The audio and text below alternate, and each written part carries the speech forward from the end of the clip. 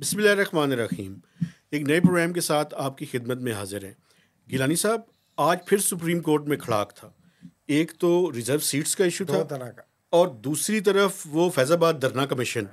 तो आप स्टार्ट कीजिए चूंकि आप वहाँ पे मौजूद थे। यानी कि एक्चुअली दो अहम केसेस थे, हम जी, कह सकते हैं। एक चीज, खड़ाक। एक खड़ाक हुआ है, एक नहीं हुआ है। अच्छा ये मैं दोनों आपको बताता हूँ। जी सर। जो हुआ है वो तो है रिजर्व सीटों का मसला। जी सर। वो जो अभी तक मसला है, जो 3 मेंबर बेंच है, मंसूर अली शाह, तरमीन अल्लाह और मोहम्मद अली मजहर पे, उन्होंने कहा है कि जो रिजर्व सीट्स जो जो दूसरी सियासी जमातों को दे दी गई हैं, जो बज़ाहिर या बादी नज़र में पीटीआई की या सुन्नी इत्तेहाद कौंसिल की बनती हैं, वो आप उन्हें एलोकेट नहीं कर सकते। या उनका ये मतवा नज़र है कि कॉन्स्टिट्यूशनली जिसकी जितनी प्रोपोर्शनल रिप्रेजेंटेशन है, आप उतनी सीटें उसको दे सकते हैं। सस्पेंड किया है। हाँ, तो बाकी सीटें नहीं, वो जो एक्स्ट्रा सीट्स अलॉट की गई हैं, वो कितनी है? जो पीटीआई क्लेम कर रहा है, वो 23 के करीब सीटें हैं। कौमी असम्बली में 30 के करीब भी हैं, अगर शायद माइनॉरिटीज़ की अच्छा, मैं एक बात आपको पूछना पहले चाहता ये हूँ। मुझे बता लेने दें। उन्होंने कहा कि ये जो सीटें हैं जो एक्स्ट्रा एलोकेट कर दी गई हैं पीएमएलएन को, पीपल्स पार्टी को, जेयूआई एटसेट्रा एटसेट्रा को, वो सस्पेंडेड है। वो लोग वोट नहीं कास्ट करेंगे किसी लेजिस्लेशन में। और 3 जून के बाद इसकी डे टू डे हियरिंग होगी। इस पे एक एतराज़ भी उठा। आखिरी बात कर लो फिर आप कीजिएगा कि बेंच जो है वो लार्जर होना चाहिए, कॉन्स्टिट्यूशनल मैटर है। उसके लिए भी उन्होंने कहा कि हम लिख देंगे चीफ जस्टिस को। अब मुझे बताएं, तो अभी तो फिलहाल जो एक्स्ट्रा सीट्स एलोकेट की गई थी कौमी असम्बली में, सस्पेंड हो गई। सस्पेंड हो गई। मुझे ये बताएं, ये प्रेसिडेंट का इलेक्शन हुआ, हाँ जी, स्पीकर का हुआ, हाँ जी, डिप्टी स्पीकर का हुआ, हाँ जी। आप नहीं समझते कि उसके ऊपर सवालिया निशानात खड़े हो गए? वो तो पहले ही खड़े थे सवालिया निशान। नहीं, अब इस बात के बाद इसके बाद ज़्यादा जाहिर है, अगर अगर ये सीटें वापस जाती हैं तो वो तो जाहिर है जो कुछ उन्होंने कानूनी काम वहाँ पे किया है, भारी काम कौमी असम्बली में, उस पर सवाल उठेगा। और दूसरा ये बताएं कि क्या वो जो यानी क्लियर कट कॉन्स्टिट्यूशनल उन्हें हासिल है 2/3 मेजॉरिटी, हाँ, वो भी नहीं रही है। बढ़ गई? वो 2/3 मेजॉरिटी भी फिलहाल बढ़ गई है, लेकिन इस पर रिजेंटमेंट है गवर्नमेंट की।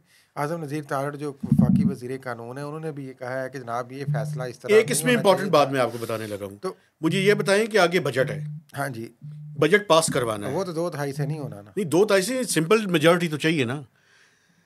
आप क्या समझते हैं कि हुकूमत के लिए बजट पास करवाना चैलेंज होगा? चूंकि कौमी असम्बली में तो अक्सरियत चाहिए ना उन्हें, सेनेट में तो चले रिकमेंडेटरी बॉडी है, जी चैलेंज नहीं हो जाएगा? ये नहीं, मुश्किल मेरा नहीं हो ख्याल जाएगी? चैलेंज होगा। उसकी 2 सियासी वजूहात। जी सर। एक वजह तो ये है कि वो बजट है। पाकिस्तान एक इकनॉमिक क्राइसिस से गुजर रहा है, ऊपर से आईएमएफ भी सर पे होगी, उनकी भी कंडीशंस होंगी, उनको भी आपने मानना है। दूसरी बात ये जो मेरी नज़र में है कि पीटीआई उस तरह से रजिस्ट नहीं कर सकती, क्योंकि वो भी चाहते हैं कि उन्हें कोई स्पेस मिले, और वो कोई क्वेश्चन ऐसा ढूंढेंगे जिसमें गवर्नमेंट की मजबूरी हो कि वो भी कोई बात सुने माने, और बजट एक ऐसी चीज़ होगी। बजट मेरा ख्याल है पास हो जाएगा।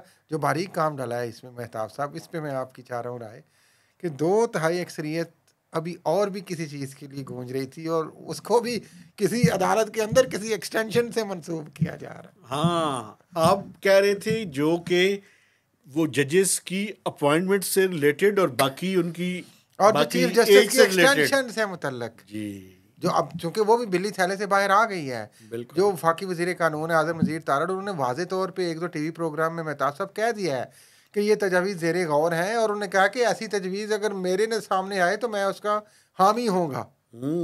ये भी उन्होंने कह दिया साथ।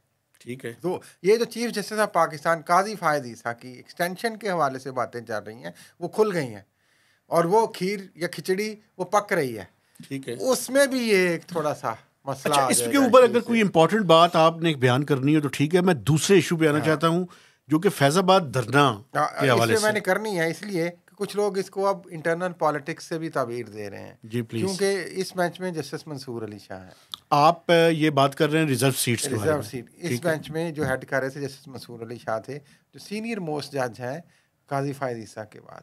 अगर काजी फ़ायद ईसा को एक्सटेंशन मिलती है, 3 साल का टेन्योर मिलता है, तो इनका टेन्योर जो है ऑब्वियसली वो अफेक्ट करेगा, डेफिनेटली करेगा। लेकिन मुझे ये बताएं, लेकिन ये मैं नहीं समझता कि ऐसी बात है। ये कानूनी मामला है, मुझे आईनी ये बताएं, मामला आज है। तक किसी जज को इस तरह से एक्सटेंशन मिली है? वैसे नहीं कि ये तो अब नई रीत डलने लगी है। ये तो अब वो एक केमिस्ट्री जहाँ पे मिली हुई है, शायद वो कहते हैं कि अभी मिल ही रही कुछ अर्सा, तो लेट्स सी। तो वो केमिस्ट्री पे ही आ जाते हैं। उसी केमिस्ट्री का नतीजा ये है कि आज 2 घंटे चीफ जस्टिस पाकिस्तान काजी फ़ायद ईसा साहब ने जो फैज़ाबाद धरना कमीशन की जी। रिपोर्ट पे हेयरिंग रखी। और फिर वो निकला क्या, पहले मुझे ये उसमें बताएं। वो कीड़े निकालते रहे यकीनी तौर पे कि ये क्या है, ये क्या है, ये क्या अंग्रेजी लिखी है, वो है क्या है, ब्यूरोक्रेट्स की अंग्रेजी को चैलेंज करते और रहे कुछ नहीं है, और ये क्या रिकमेंडेशन दी है, असल बात तो गोल कर गए।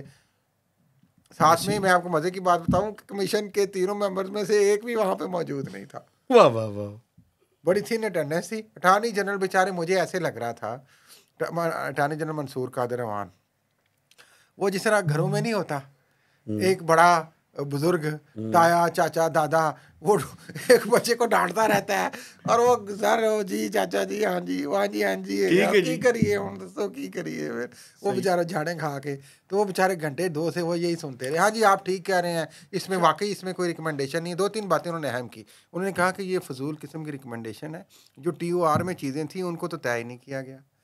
फिर उन्होंने ये भी कहा कि ये जो उन्होंने कहा कि ये जितना कुछ आपने लिखा है कि TLP को बुलाया, TLP से भी बुला के सुन लेते पूछा यार, ही कुछ नहीं, उनको बुलाया पूछा ही ही नहीं। और फैज़ अहमद से उन्होंने क्या जवाब ले लिया ज़ुबानी, और जो अबसार आलम ने कहा उसको आपने कॉन्ट्राडिक्ट कर दिया।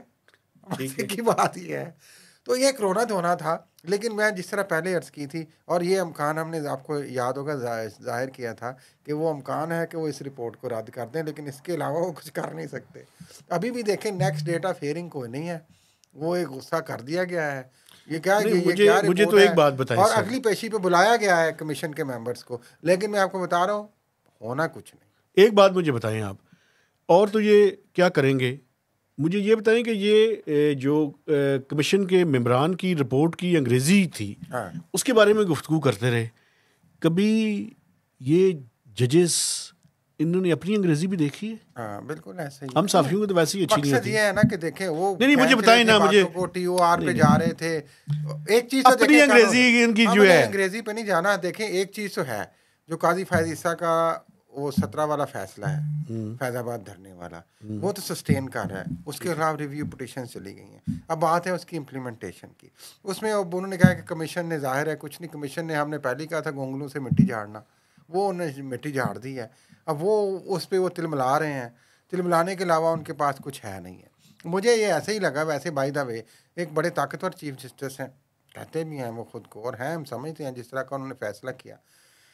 आप जो ये कहते रहे कि इस कमीशन ने क्या किया है, 2 घंटे आप इस पे बोलते रहे और उसमें तरह तरह की चीज़ें आप माशाल्लाह निकालते रहे, तो आप चीफ जस्टिस पाकिस्तान थे, डायरेक्शन क्यों नहीं दी? आप वहाँ पे कोई ऑर्डर करते सख्त, डायरेक्शन देते ना क्यों रहे 2 घंटे उसको? यार, जज अपने ऑर्डर के जरिए बोलता है। स्ट्रिक्ट ऑर्डर पास करें, आप चीफ जज हैं पाकिस्तान के, और साबित करें कि आप चाहते हैं कि वाकई ये जो चाहते हैं आप ऐसा हो। ये आप भी एक सियासतदाना खेलें कि ये क्या था और वो क्या था और ये क्या लिखा है और वो आप क्या क्या बिल्ली चढ़ाना चाहते हैं? क्या होते हैं, बलि चढ़ाते हैं, क्या कहते हैं उसको? बलि। हाँ, बलि चढ़ाना बलि चाहते नहीं, हैं। बलि वो बहादुर चीफ जस्टिस हैं, ऐसी कोई बात नहीं। उन्होंने मुश्किल वक्त में देखें स्टैंड लिया है, तो आज जब वो एक पोजीशन पे हैं तो अभी क्यों नहीं स्टैंड ले रहे? लोग ये पूछते हैं। पूछे ना कोई आप 2 घंटे लगे रहे हैं और निकाला कुछ नहीं है, आप खुद फैसला देते हैं। और यार ये पानी आप पढ़ के आए थे ना रिपोर्ट, आप कहते हैं यार ये क्या बकवास और है, दूसरा मैं ये मुझे ऑर्डर कर रहा बताएं, हूं। एक ऑर्डर तो कम से कम करना चाहिए चीफ जस्टिस को, या इस रिपोर्ट को पब्लिक कर दें, पब्लिक कर दें। दूसरी बात ये कि क्या रिजेक्ट दिस रिपोर्ट, क्लियर बात करें। और कहें कि जनाब इसमें रिस्पांसिबिलिटी फिक्स नहीं की गई, ये डेडलाइन है रिस्पांसिबिलिटी। अच्छा, वैसे मैं आपको तो मिसिंग ऑफ वर्ड्स के अलावा कुछ भी नहीं था। कुछ नहीं था, वो बस ऐसे ही अपनी एक, कुछ लोगों का ख्याल है, मैं तो नहीं, ये PR एक्सरसाइज नहीं थी वैसे, अना की तस्कीन अच्छा उनकी जो हो नहीं पा रही, वो शायद करना चाह रहे हैं। आ जाके उनको लगता है कि फैज़ हमीद ही टारगेट है। भाई आप फैज़ हमीद के खिलाफ ऑर्डर करें ना। आप जो देखें, ये it's a general issue basically, law and order का, रिलीजियस एक्सट्रीमिज्म का नहीं, ये है ना। जनरल फैज, वो जो फैज है वाकया, तो उन्होंने कहा ना, उनके खिलाफ एक्शन क्यों नहीं लेते? उन्होंने कहा जी कि ये वक्त ज़ाया किया गया है। उन्होंने कहा कि ये इसका मतलब कि पाकिस्तान में जो मर्जी आए लूट मार कर ले, मजहब के नाम पे जो कुछ कर ले, ये पाकिस्तान है। तो भाई आप चीफ जज हैं, आप ऑर्डर कर देना। अच्छा, वैसे मैं आपको एक बात बताऊं, ऑर्डर इतना आसान नहीं है। नहीं है। आपको पता है कि ये जिनके चीफ जो फारिग होते हैं, कूलिंग पीरियड होता है। जी जी, एक दिन पहले मैंने आपको बताया था। हाँ बिल्कुल, वो कूलिंग पीरियड के अंदर है। वो उनकी खैर है, मैं ये नहीं बात कर रहा, बट देखें रिलीजियस एक्सट्रीमिज्म तो इस मुल्क का इशू है ना। पता नहीं, मुझे तो नहीं पता। मैं कहता हूँ है। पता नहीं, मुझे नहीं पता। आप उसके खिलाफ एक्शन लें, आप चीफ जज हैं यार। आप सिर्फ एक फैजाबाद धरने पे लेके बैठ गए हैं, उसके आगे जो इतने वाकयात हो गए हैं, आपने क्या एक्शन लिया उन पे? नहीं, इसमें असल में जो स्टेट के एक्टर्स की जिस तरह की इन्वॉल्वमेंट थी, उस चीज़ को तश्तज़बाम होना चाहिए ना, और उनके खिलाफ एक्शन भी होना चाहिए, बातें नहीं होनी चाहिए। हम एक दूसरे के कंधे पे सिर्फ बंदूकें रख के चलाने की कोशिश कर रहे हैं और कुछ नहीं। कुर्बानी तो बकरा बढ़ाना है, किसी ने नहीं बनना। अच्छा चले, कोई और ख़ास आखिरी चीज़ अगर आप कहना चाहें? मैं तो यही कह रहा हूँ कि अभी भी उन्होंने आज गुस्सा किया है, लेकिन बतौर चीफ जज वो बेबसी भी अपने इजहार कर रहे थे शायद कि वो कुछ कर नहीं सकते, ठीक है। तो आगे भी कुछ नहीं होगा। अब जो रिजर्व सीटों का मसला है, जाते जाते मैं ये भी कह दूँ, गवर्नमेंट की कोशिश होगी कि लार्जर बेंच बने और इसमें एक डिफरेंस आए, क्योंकि अभी जो 3 जज हैं वो लाइक माइंडेड लग रहे हैं अभी तक उनके एक जहन बात से मैं लग आपको रहा बताऊं, आखिरी मेरी भी सुने। ये जो रिजर्व सीट्स निकली हैं ना भाईजान, अगर कुछ और स्लिपेजेस होती हैं, हो सकती हैं, तो ये बजट की अप्रूवल जो है ना वो चैलेंज होगी। और मैं आपको बताऊं मैं क्यों कह रहा हूँ ये भी सुन लें आप। चैलेंज होने की सूरत में अगर बजट पास नहीं होता, अगर, तो हुकूमत जाती है हुजूर। नहीं, हुकूमत तो नहीं जाएगी, नहीं लेकिन जाएगी। उधर से अमरीकी सफीर चलते चलते पीटीआई के दफ्तर पहुंच गए हैं। हाँ, दफ्तर नहीं, जो उसके चैम्बर में। हाँ, और वहाँ पे उन्होंने मुलाकात किया, वो पीटीआई ने कह दी कि फॉरेन ऑफिस की इजाज़त से मैं मुलाकात पता है हो क्यों जाए। कह रहा हूँ ये जो अगला बजट है ना भाईजान, ये बजट कोई आसान बजट नहीं बट होगा। ये देखें, ये जो भी है सियासत गिव एंड टेक है ना। अमेरिका हाँ, स्टेक होल्डर से मिल रहा है, अमेरिका पाकिस्तान की सपोर्ट कर रहा है आईएमएफ के लिए, तो एक विन विन एक आखिरी सिचुएशन बात क्रिएट जल्दी करने से की ये मुझे बात है। बता दें, पीपल्स पार्टी ज्वाइन करने वाली है हुकूमत? ये तो आपने उस वक्त कहा था कर लेगी, अब सुनने में आ रहा है जब करेगी तो मेरे ख्याल में हम बात करें। बजट के बाद तकरीबन, हाँ, मेरे वही ख्याल उस वक्त में। भी आपने यही कहा था कि बजट के बाद वो तो ये पता देखेंगे था। क्या है। लेकिन इधर से 8 मीनवाइल वजारतें हैं कि 13 वजारतें, इशू हाँ, ये है। पीटीआई को रिलीफ क्या मिलता है लेकिन अब यार ये एक गलती हमने इस की थी, मुलाकात के बाद? उस गलती के मैं उसको दोहराना चाहता हूँ। केपी दोहराना कि का सही करना? नहीं, सही करना चाहता हूँ। केपी का मैंने कहा था खटक साहब का, हाँ, लेकिन वो जो है ना वो कुंडी पीपल्स साहब आ पार्टी गए, ले उड़ी। ले उड़े। आप पीपल्स पार्टी को हल्का ले रहे हैं जरदारी हाँ, साहब को, ऐसी कोई बात नहीं। चलें जहाँ इसी के पे भी साथ। उन्होंने अपना बंदा ले आए हैं। बिल्कुल ले आए जी। सिंध और में वहाँ पे भी। सिंध में मेरे ख्याल सुलह हो गया उनके हमसे। अच्छा, मोहसन नकवी गए थे ना वहाँ। हाँ, वहाँ पे रोल प्ले किया होगा हाँ, ना। वहाँ पे कोई बैठकें हुई हैं, कुछ बातें हुई हैं, देखें वो कोई थल्ला मिन्नत भी हुआ होगा, यार गवर्नर एम के हम जरा चले, मेरे ख्याल में सॉरी इसी के साहब साथ ही उनके आदमी हैं। इसी के साथ इजाज़त लेते हैं जी। आपसे गुजारिश है, आपने हमारे चैनल को सब्सक्राइब करना है, इसकी शेयरिंग करनी है, और इसके साथ साथ आपने इसके ऊपर कमेंट्स भी करने और हैं। एफएम पावर 99 पे सोमवार, बुध और हफ्ते को 4 से 5 बजे सुनना है।